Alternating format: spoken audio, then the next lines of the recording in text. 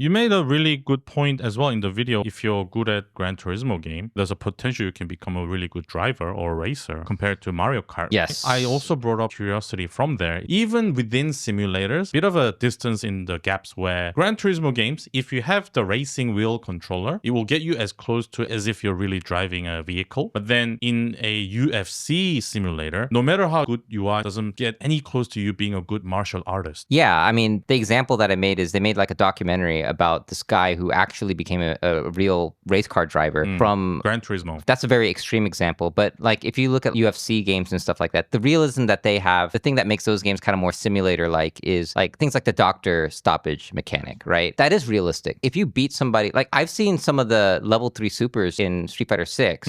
After some of those level 3 supers, like Luke's, there needs to be a doctor that comes out. Like that's If you get hit by Zangief's final atomic buster, there's no doctor because there's like now there's a funeral after that, right? So now you have to get like you have to bring out the Undertaker and he needs to do the whole ritual, right? Because that would kill you. So that's the thing about fighting game simulators because you can't strap yourself into like a bunch of like power gloves and like have this thing where you're like virtually fighting somebody. But that doesn't mean that there can't be a more realism focused gameplay where you die if you get stabbed in the face, right? So